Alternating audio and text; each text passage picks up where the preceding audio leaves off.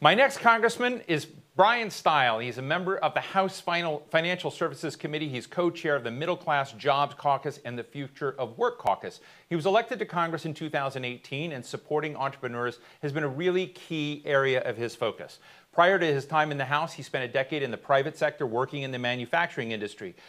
Congressman Steil, thanks so much for joining us today. I love talking to members of Congress that have actually been in business. It's sort of cool. So we had Stephanie Murphy. I don't know if you two have hung out much yet, given everything going on right now. But it's interesting to sort of talk about how business works, and particularly in this moment where you see so many businesses gasping, trying to survive.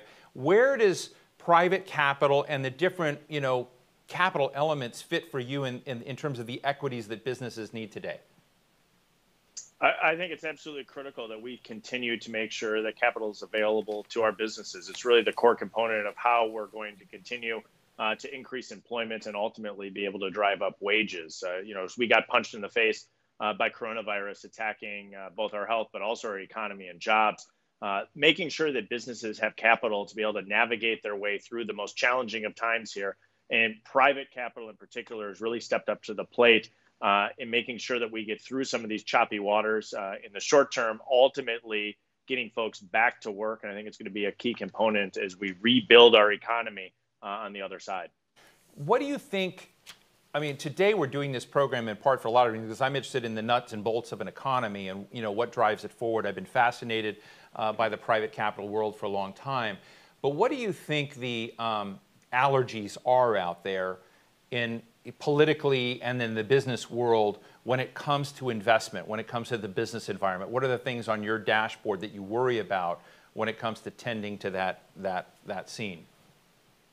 I think we often see politics get in the way where people want to have a conversation about what is the broader capital structure of a company rather than specifically looking at what is it doing and how is it impacting jobs. And so having worked both for a publicly traded company and a portfolio company of a large private equity investor, when I talk to the men and women who are working day in and day out, in particular in the manufacturing side, rarely do they care what the capital structure of the company is. They care that their job is steady, that they have a job, a good job, and they have the prospect for higher wages down the road. And so often I see the partisanship get in the way with conversations about what is the ideal capital structure for a business. I think what's really going on, kind of the boots on the ground side of this, is people want to see that investment being made in their hometown, in their community, so that we can continue to grow jobs and in particular drive wages up where we had a tight labor market before. And I think we're going to return to that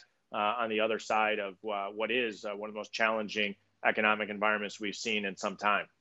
Well, one of the things that I've seen with the private capital area, I'm not an advocate, for that sector, but I've just sort of seen it is, a company runs into trouble. They may get, whacked by conditions or inefficiencies, competition globally. It may be different dimensions. And I think the controversy is that private capital may come in and try to rewire that firm, help modernize it, help it. Now I think you can look at cases where that didn't work out, or you can look at cases where it was phenomenally successful. We're going to have the executive chairman of BJ's Wholesale on in a moment to tell us more about this. But when you kind of look at those stories in Wisconsin, because Wisconsin's one of the playgrounds of this. How have the stories lined up? Have you had good and bad, or have there been largely private capital in this investment has come in to reorient companies and grow them? My connection is a little tight, but follow the question there. What I see is when investors come to the plate with private capital or any type of capital, they're looking to grow the company and get a return on that investment. What does that really mean? It means they're ready to come to the table to expand, to grow. In Wisconsin, what we see is number of companies that have been able to take advantage of that additional capital injection to invest and grow in the company. And the upside for employees is that stabilizes their job, but often gives them an opportunity to upskill and to improve their wage scenarios. So as you see companies come in, or you see private capital come in with large investments, sometimes projects that were on the table for the previous owner, but they weren't able or weren't willing to kind of bet all the chips and go all in, we see private capital being willing to do that, take a really good idea that started, say, in Wisconsin or anywhere across the United States, have a sizable investment come in, and then be able to scale that not only regionally, but maybe across the globe. And we've seen great success stories of that in Southeast Wisconsin, in particular in the manufacturing space, where a large capital investment is required to be able to take what is already a good idea, scale it nationally or scale it globally to the benefit, in many cases, of the workers who are at those facilities who are now part of a larger and a successful company. Now, there have been writers like Paul Krugman, Joe Stiglitz, who won the Nobel Prize, of saying, there's a downside to this, that, you do get layoffs in some cases. You do get massive debt that becomes a burden, and that makes that company, have a ball and chain around its neck, if you will, down there. What's your response? Because they're basically saying, look, we know that private capital, is part of the equation, but it needs to be tethered. How do you get the equities right between, the extremes of doing nothing versus those that say we need to regulate what had been previously unregulated? People are very good at identifying potential risk. I think what I see time and again, though, is when investors come in with significant private capital, they're looking to be successful and to grow the company. And so we have entrepreneurs, this American capitalist structure where these entrepreneurs and private capital is coming in. They're looking to grow the company and succeed. That is the overwhelming impetus for private capital to come into play. People are good at identifying risk. Not always does an investment pan out in the way that the investor hopes it will. But by encouraging that, usually, and in the grand scheme, it plays to the benefit of workers across the scale. And so there are instances where there's some real challenging times. But the investors who are coming to the table, their ideas are almost always to grow the company, to expand it, and to give that opportunity there for workers. I think that the more that we have private capital coming to the table to be able to take some of these companies that may be not on the coast and say in Wisconsin or throughout the heartland of the United States, provide that private capital and allow those companies to scale up. That's a real significant win for workers across the country. Congressman, I want to jump to a question in a moment for you. We've got some questions in the audience that come in and you got picked. But I want to ask you just real quickly about the literacy of your colleagues about this subject. If you look at the private capital investment, there are a couple of reports that came out. You look at the private capital investment behind, pension funds, teachers' pension funds, other employees' pension funds. You look at the level of what has driven new investment, new job creation in a lot of states. Private capital is right up there and outperforming a lot of, most investment funds are doing that. And these are just data and numbers, but is there an awareness of that among both your Republican and Democratic colleagues, or is this something that's going to require some inculcation and some broadening and understanding? I mean, because there's a lot of stuff out there about private capital. I'm just wondering if folks know the numbers.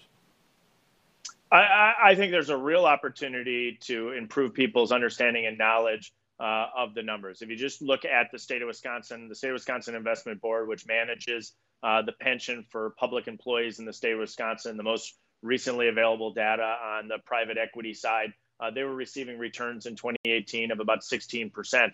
That's positive for anybody that is vested in the Wisconsin State Pension Fund.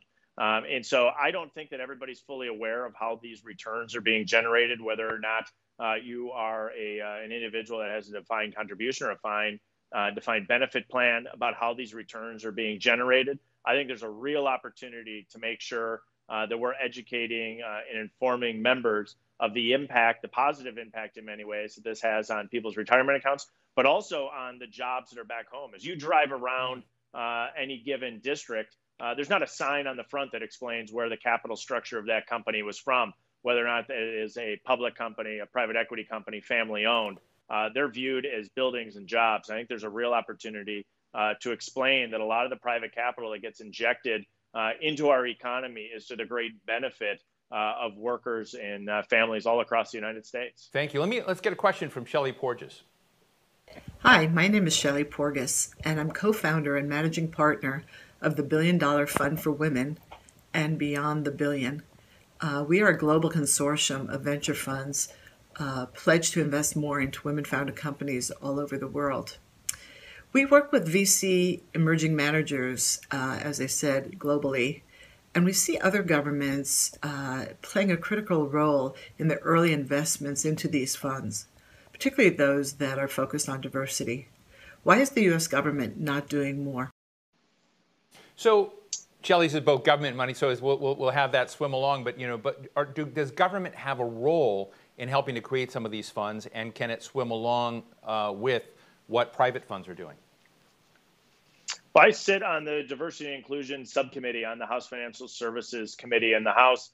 We often talk about how we can find opportunities to make sure that capital is flowing to underrepresented minority groups, women-owned businesses as well. I think one of the strongest things we can do is put forward a highly competitive landscape that encourages investment that will flow through all businesses. The other benefit of what I think the questioner brought up is in the private capital structure. These groups can identify not only industry areas that they want to invest in, but also in ownership structures, in business practices that they find attractive. So rather than a one-size-fits-all approach of public companies where the SEC is putting forward guidance on reporting, in some of these private capital investments where you have really thoughtful investors, it sounds like our previous questioner might fall in that category, they're able to identify best practices, making sure that the corporate governance rules of the companies that they're investing in match up with the ideals and objectives of the fund. And so that kind of entrepreneurial spirit, that kind of oversight of many of these investors is to the great benefit of the company and the employees that work there. Let me just ask you just finally, you're new to Congress. I hope you're having an okay time. I hate to ask if you're having a good time, because if you say yes, you'll be in trouble with your constituents, I think. But I mean, I think broadly about the role, I think, we look to government a lot to fix problems, and sometimes government can meddle. And one of the questions, I know about the economy is that the American economy has largely been a laissez-faire economy, not lots of regulation on top of it. But we're at a time where there's a crisis, and the question of how do you get this, is this a moment during COVID where the impact on workers, the impact on communities, the impact on the environment need a kind of new social deal? And a lot of people grab the private equity and private capital because there's money there, there's resources there. You think there's a softer touch way to get the social contract right without necessarily over-regulating the economy? I think what we're seeing, and the previous questioner, I think, highlights it, is many of these investment funds are examining their investment decisions. And by allowing each fund to make the investment decision that is right for them and right for their investors, improves us and moves us forward as a country. How do we make a more perfect union? And so I think what we don't need is heavy-handed government regulation from Washington, D.C., but I do think that there is a broader understanding across our society, in particular over the course of this summer, to make sure that the investment principles that some of these private funds are coming in with are thoughtful, and that they're reviewing that the companies that they're investing in are additive towards our country. And I think that is going to be a critical component. I think as we've examined ourselves this summer about where we want to be as a country, private capital is marching along with that and making some of their investment decisions and reviewing companies that are inside their portfolio to make sure that they're all working to create that more perfect union. Well, Congressman Steil, thank you for your time today and talking to our audience here at the Hill. A lot of interest. I've been watching some of the flows saying this conversation is long overdue. Look forward to seeing you in person when we can do all that again. But thank you very much for joining us. Thanks for having me on.